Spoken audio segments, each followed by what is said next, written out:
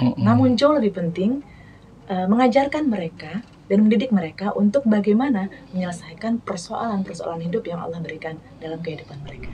Assalamualaikum warahmatullahi wabarakatuh. Tabi pun. Ya pun. Apa kabar pemirsa? Mudah-mudahan kita semua dalam keadaan sehat walafiat. Pada kesempatan hari ini seperti biasa kita kembali dalam program podcast Yayasan Darul Hikmah di edisi Januari bersama saya Novian Iskandar.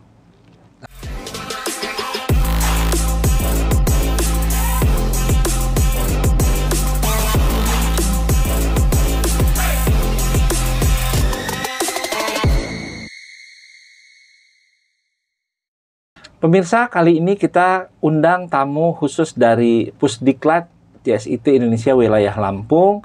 Beliau adalah Ibu Lis Kurniawati. Ya, apa kabar Bu Lis? Alhamdulillah sehat Pak Novian. Pak Novian sehat ya? Alhamdulillah sehat. Bu Lis adalah Ketua Pusdiklat JSIT Indonesia Wilayah Lampung, juga sebagai Ketua Bidang Penjaminan Mutu di Yayasan Darul Hikmah Raja Basa Lampung. Keberhasilan dan kesuksesan seseorang tidak lepas dari bagaimana bisa belajar tentang pengetahuan dan kompetensi. Di luar itu, manusia juga perlu mempelajari tentang bagaimana manage dirinya dan kepribadiannya. Untuk kepribadian, ya, tidak lepas dari yang namanya budaya. Nah, dalam hal ini, kita akan membahas tentang budaya sekolah. Kepribadian siswa banyak dipengaruhi bagaimana budaya sekolah yang dilakukan atau dilaksanakan atau diterapkan di sekolahnya. Ini sangat berpengaruh sehingga budaya sekolah bagi siswa sangat penting dan akan berpengaruh dalam pola kehidupan dan pergaulan sehari-hari.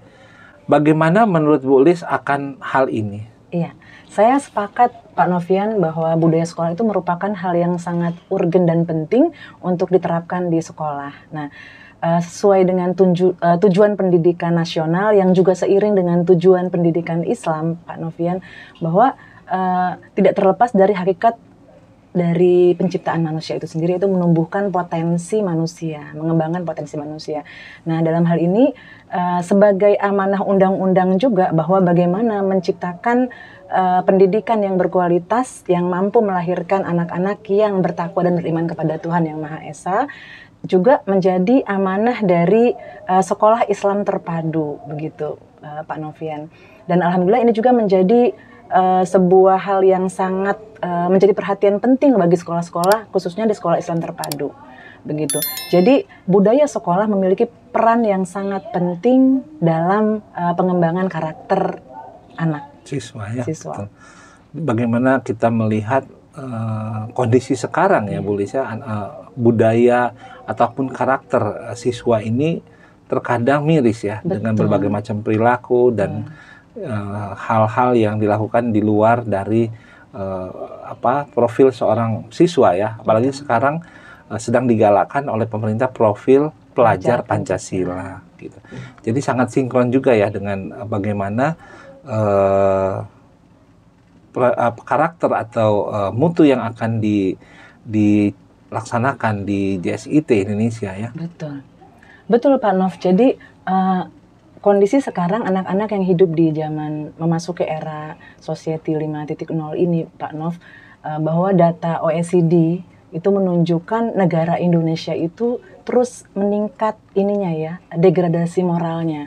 2000 datanya itu 2003 Pak Novian, negara Indonesia itu terporno nomor 7. Lalu meningkat lagi tahun 2005 terporno nomor 5.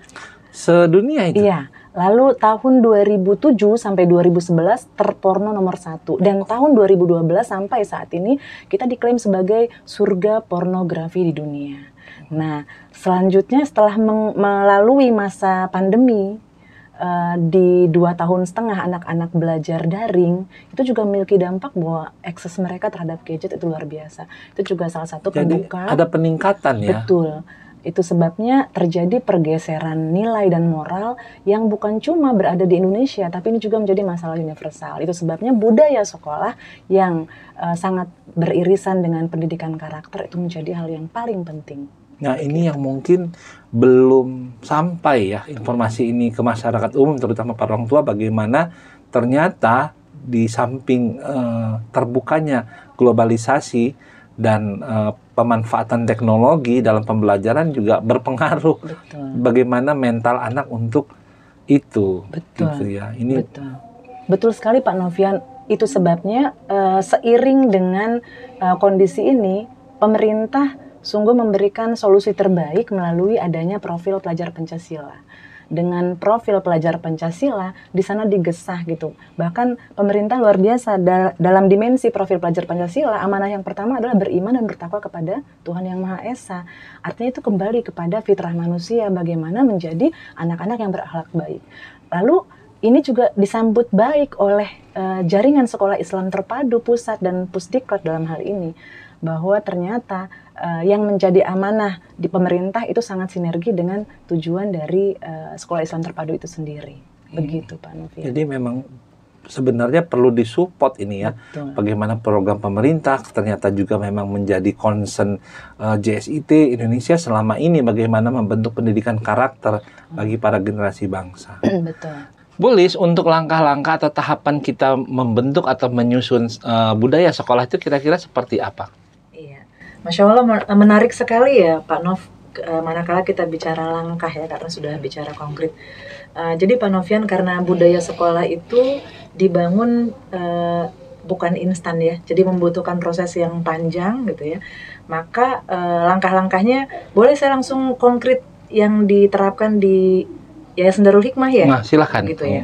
Jadi kami di Yayasan Darul Hikmah dalam hal ini untuk membangun budaya sekolah itu, langkahnya adalah tentu kita akan bermula dari siklus perencanaan dulu, merancang dulu desain perencanaannya, lalu kita akan masuk ke proses implementasi, kemudian evaluasi, kemudian rencana tindak lanjut. Siklus itu terus berulang. Nah, bicara perencanaan itu sifatnya kita sistemik, karena budaya sekolah memang dibangun sistemik ya. Agar apa? Agar semua warga sekolah itu melakukan apa yang menjadi harapan dalam budaya sekolah yang dirancang gitu. Nah, kalau bicara warga sekolah, kita mengacu pada Undang-Undang Sisdiknas nomor 20 tahun 2023. Siapa saja yang dimaksud dengan warga sekolah? Warga sekolah itu adalah peserta didik, kemudian pendidik, dan komite sekolah, dalam hal ini berarti orang tua. Nah, perencanaan ini juga ada pola Pak Novian. Merancang perencanaan itu polanya kita menggunakan pola membangun karakter dari tahapan tahu, knowledge-nya dulu berarti yang dibangun, masuk ke faham. Setelah paham, baru kita masuk pada dimensi emosional, yaitu menerima sebagai bridging untuk meyakini. Menerima, yakin, baru kemudian mau melakukan. Sehingga menjadi kebiasaan. Jadi habit ya. Menjadi habit. Nah itu, dan ini dilakukan secara sistemik, berarti perencanaan ini berarti bukan hanya dari sekolah kepada peserta didik, tapi dalam hal ini yayasan juga memiliki perencanaan yang sama terkait budaya sekolah. Kemudian juga ada program-program perencanaan untuk orang tua. Jadi yayasan ini perlu support ya. Kadang-kadang kan kita melihat suatu sekolah ada yang memang sudah bagus ya, bagus dalam merancang sesuatu, baik itu budaya sekolah atau sistem dan seterusnya. Terkadang yayasan ini tidak memahami ya, sehingga jadi hambatan juga ketika maksud dan tujuan yang dirancang oleh sekolah, visi misi dan seterusnya itu tidak sinkron dengan yayasan seperti itu. Betul. Nah, sebagai contoh di Yayasan Darul Hikmah sendiri kita punya budaya sekolah yang kita ambil adalah karakter sholat, Pak. Sholat, kemudian Quran dan ramah. Kita bicara misal contoh sholat dulu. Nah, membangun untuk budaya sholat itu sistemik, program itu mulai dari yayasan, kemudian ada di orang tua, ada di peserta didik dan tendik ya tentunya. Nah, kalau sudah bicara perencanaan, kita masuk ke implementasi prosesnya. Nah, saat proses implementasi itu tentu harus taat pada perencanaan yang sudah dipersiapkan. Setelah itu masuk ke siklus berikutnya, itu evaluasi. Di evaluasi ini memang menjadi sesuatu yang membutuhkan daya tahan dalam prosesnya, karena membangun budaya sekolah khususnya di sholat tadi ya, contohnya sholat itu bukan sesuatu hal yang mudah, butuh proses yang panjang gitu ya. Maka butuh daya tahan. Daya tahan dari siapa? dari yang mengawal anak-anak, yaitu guru, orang tua. Gitu. Orang tua. Nah, seperti itu Pak. Kemudian akhirnya masuk ke setelah evaluasi, kita rencana tindak lanjut. Refleksi apa sih yang perlu kita perbaiki, begitu. Terus siklusnya akan begitu terus, begitu. Sekali lagi memang butuh waktu yang panjang, proses yang lama, dan daya tahan yang tidak kendor ya. Tidak kendor gitu. Selalu semangat. Selalu semangat. Untuk budaya sholat tadi ya, ada budaya sholat. Kira-kira target dari budaya sholat ini seperti apa yang diharapkan untuk para peserta didik sehingga menjadi budaya ya, menjadi habit? Mulai dari apa misalnya? Betul. Kita sudah bicara kalau target berarti seperti halnya mengadopsi pemerintah ya. Kita pakai backward design model. Jadi kita lihat dulu tujuannya. Tujuannya ternyata anak-anak terbentuk habit sholatnya itu karena kita ada SKL ya Pak Novian. Standar kelulusan yang kita ambil dari pemerintah, kita juga punya kekhasan SIT. Kalau di kekhasan SIT kita sholat itu pakai standar SKL ibadah yang benar, berarti kan. Nah, untuk mencapai sholat yang baik, tentu itu membangunnya dari mulai apa dulu nih misalnya. Jadi tadi bicara tentang tahu kan, tahu dulu baru paham ya. Nah, tahu itu kefaham dan semua ini itu semua modelnya itu adalah terintegratif. Jadi misal begini, ketika kita mau bicara tentang sholat, maka dikenalkan dulu kepada anak bagaimana berwudu dengan gerakan dan bacaan yang baik. Yang benar. Ya. Maka itu butuh ada program lagi. Jadi sebelum masuk ke sholat ada program wudu dulu ya. Betul. Dan itu integratif Pak Nov. Karena apa? Karena pendidikan karakter itu bukan hanya dikenalkan dan difahamkan, tapi dikembangkan. Integratif kemana? Kita cek nih di KBM yang terhubung dengan berwudu kemana? Ternyata di PAI. Jadi anak-anak digempur dengan semua sistem yang berhubungan dengan itu. Terus kita juga punya kekhasan ada majelis pagi. Pagi hari anak-anak diberi pengetahuan tentang apa manfaatnya berwudu dengan baik. Lalu nanti kita juga ada program Bina Pribadi Islami. Lalu di sana juga diajarkan tentang wudu. Kemudian ada program lain, program misalnya khutbah Jumat. Kita misalnya dengan materinya tentang berwudu. Dengan demikian semua jadi semua terintegrasi. Betul. Terkait dengan tema yaitu wudu. Nah, baik itu secara praktik maupun secara teori ya. Betul sekali. Jadi ketika bicara itu nggak cukup sekali 2 kali. Bisa jadi itu rancangannya itu kan 1 bulan ya. Dan kita juga ada MPKS. Memang di semester ganjil itu biasanya kita lakukan MPKS-nya sebanyak 1 bulan. MPKS-nya selama 1 bulan khusus untuk membentuk budaya sekolah yang meliputi tadi ya, sholat, Quran ramah. Dan itu semuanya dari TK, SD, SMP, SMA semua 1 bulan. Lalu semester genapnya 2 pekan. Jadi membangun habitnya demikian. Itu secara knowledge-nya. Nanti bicara tentang memahami, terus dibangun terus sampai kemudian kita kalau jam istirahat itu namanya, kalau IT itu punya kekhasan namanya adalah pembiasaan ibadah dan pembiasaan ibadah ya. Dan adab Islami namanya Pak Novian. Itu jam istirahatnya. Maka pada saat mereka berwudu, itu khususnya di TK yang masih mengenal, kemudian SD yang sudah mulai membiasakan, itu guru itu punya program ya, harus ada pendampingan kepada anak-anak sampai mereka bisa melakukan wudu dengan baik. Lalu setelah jadi itu tidak dilepas begitu aja ya siswa. Pada saat tatanan praktek pun harus tetap didampingi. Lalu bicara setelah berwudu, kita akan belajar lagi tentang azan. Ketika mendengar azan, menjawab azan, adab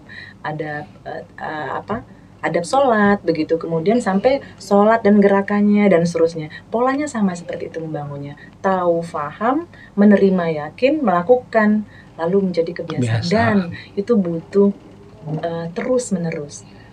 Hanya memang yang menjadi tanda kutip kendalanya adalah kalau dibangunnya demikian, artinya memang ya kendala ini yang menjadi tantangan bersama ya Pak Nov.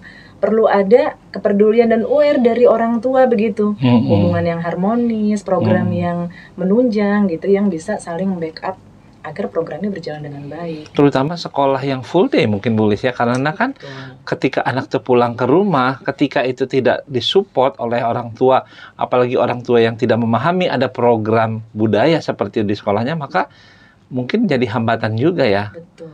Mungkin di Permata Bunda ada sekolah yang boarding ya. Betul. Mungkin itu bisa lebih terintegrate lagi karena 24 jam bersama gurunya ya. Betul. Untuk sholat, kemudian begitu juga dengan program budaya yang ramah ya. Iya. Begitu kan dengan yang ramah ya. Iya. Begitu juga dengan ramah, Quran juga demikian, tanpa meninggalkan habit sholat ketika masuk pada program budaya Quran, itu juga dengan membangun pola yang sama. Kemudian ramah. Nah, akhirnya itu akan terus-menerus berjalan.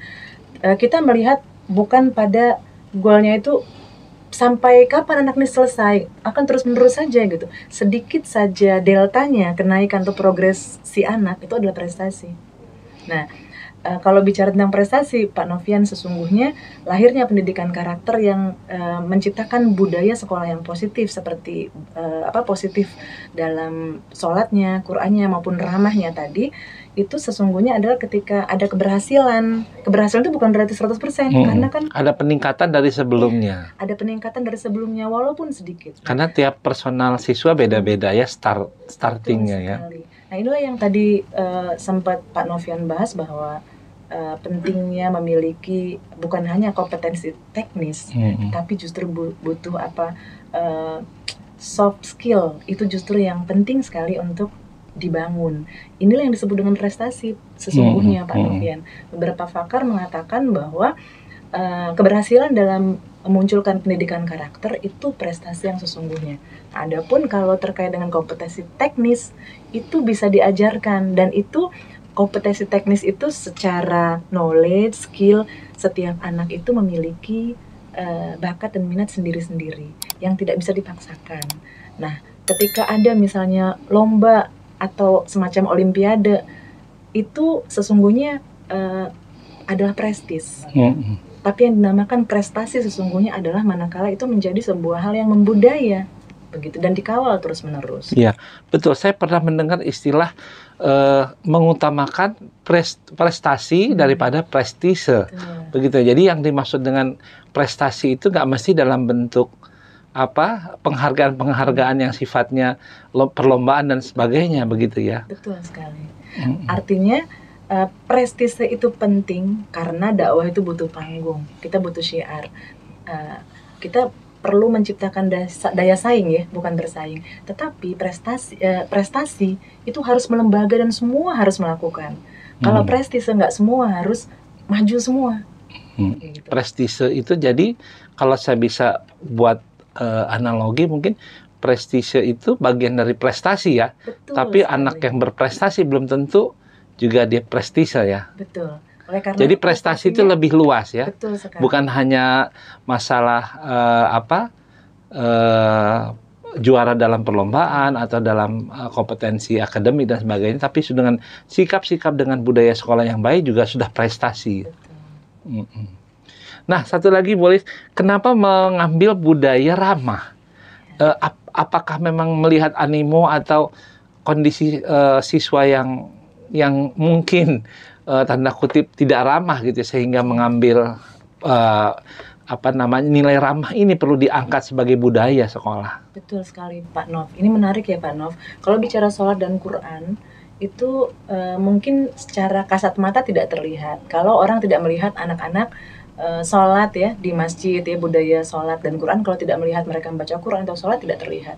Namun yang namanya sikap itu otomatis sesuatu yang langsung terlihat gitu.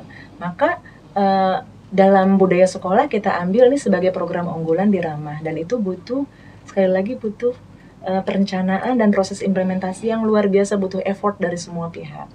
Kenapa Ramah? Nah, kondisi sekarang gitu dengan degradasi moral ya, yang sekarang sedang trending, jadi trending topik gitu di sekolah-sekolah adalah bullying ya. Bullying. Perundungan. Nah, ini kaitannya dengan bagaimana akhlak anak-anak. Mengingat ada berita terakhir yang kita dengar sama-sama, seorang siswa SMP di Jawa Timur ya kalau tidak salah, MK inisialnya. Mereka adalah beliau ya, MK ini SMP juara karate, juara tilawah, namun ternyata melakukan perundungan yang berdampak sampai menyiksa teman sendiri. Nah, artinya apa? Prestise itu ternyata tidak bisa menjadi suatu andalan. Sebagaimana kita kenal adalah menanamkan adab dulu, baru ilmu. Itu sebabnya ramah adalah sebuah sikap cerminan dari akhlak ya, dari kepribadian yang itu insya Allah akan menjawab tantangan dari tujuan pendidikan nasional dan tujuan pendidikan Islam itu sendiri. Begitu. Iya, menarik sekali ya.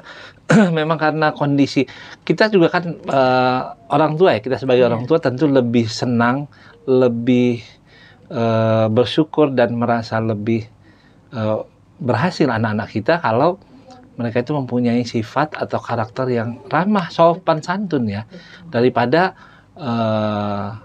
yang mungkin prestasi akademiknya juara lomba, tapi dari segi akhlak mungkin kalau zaman sekarang anak-anak nyebutnya apa ya? Anak-anak sekarang mungkin ada istilah julid gitu ya, kemudian yang ketas-ketus begitu ya bahasanya kepada orang tua. Ini kan sangat menyakitkan bagi orang tua ya ketika mendapatkan atau mendengar anak-anak mempunyai akhlak seperti itu. Apalagi kalau memang dia berprestasi juga, kemudian berakhlak yang baik juga ya subhanallah ya. Mudah-mudahan anak-anak kita, anak Indonesia terutama bisa seperti itu, mempunyai karakter yang baik sebagaimana dicita-citakan dalam profil pelajar Pancasila ya. Sangat sinkron sekali dengan nilai-nilai yang dibangun oleh JSIT Indonesia ini. Betul, itu sebabnya Pak Novian dalam menyajikan kegiatan pembelajaran gitu ya, kita mendahulukan di ASK itu attitude, skill, knowledge, kita dahulukan attitude. Prosesnya lebih besar attitude, di mana yang menjadi perhatian utama dalam KBM itu attitude adalah dulu. Justru attitude dulu yang diutamakan. Ya, jadi, seperti tadi istilahnya adab sebelum ilmu. Adab sebelum ilmu. Jadi fokus kita dalam bukan Islam, hanya ya, pada tataran sampainya knowledge dan skill, tapi yang nomor satu adalah attitude. Begitu. Baik, terima kasih Bu Lis. Satu lagi terakhir pertanyaan saya, untuk contoh-contoh lain yang ada di sekolah atau di tempat Bu Lis bekerja, mungkin ada apa contoh-contoh yang bisa kita tularkan atau mungkin bisa ditiru oleh para sekolah lain atau para Baik, jadi Pak Novian, ini kita semuanya sedang belajar berproses ya. Belajar berproses karena tadi role modelnya adalah di guru dulu sebagai keteladanannya. Lalu mengawal anak didik dengan penuh kesabaran. Tadi bicara ramah itu sungguhnya punya porsi yang besar. Di kami, ramah itu punya cabang-cabang Pak Novian. Ada cabangnya? Cabang-cabangnya. Jadi bicara ramah nanti kita mengenalkan dulu pada anak tentang budaya 5S Pak. Iya. Nah, kita ada program Sapa Pagi. Jadi budaya 5S itu sampai dengan simulasi bagaimana mereka senyum, sapa, salam, sopan, santun, dan kemudian implementasinya dalam kegiatan Sapa Pagi, ya, guru menyambut, kemudian anak juga melakukan 5S. Lalu itu 5S. Lalu yang kedua adalah edukasi bullying dengan ragam program dari TK sampai SMA. Itu agar mereka memahami dan menghindari perilaku bullying, mereka harus diedukasi dulu. Maka perlu mereka tahu bullying itu apa gitu. Bullying itu kelihatannya ini ya, kelihatannya sederhana ya, tapi sesungguhnya bullying itu dimulai dari ada bullying 5 bentuk-bentuk bullying itu ada bullying verbal, non-verbal, kemudian ada fisik, ada cyberbullying atau bullying yang melalui cyber, ya, gitu. Kemudian ada lagi sampai kepada bullying seksual. Nah, jadi dari itu kalau sekiranya itu tidak ada edukasi, mereka merasa itu bukan bullying. Biasa, gitu. Kan kita kadang-kadang menemukan anak-anak melakukan hal-hal yang tidak patut ya. Menurut mereka hal yang biasa, padahal itu bisa jadi kategori termasuk bullying ya. Betul. Nah, kembali ke tadi program apa lagi nih? Cabang ramah itu kita ada juga programnya, program edukasi untuk kelas 1, 2, dan 3 TK, usia TK, PAUD. Kemudian kelas 1, 2, 3 itu ada program namanya program pelatihan aku dan diriku.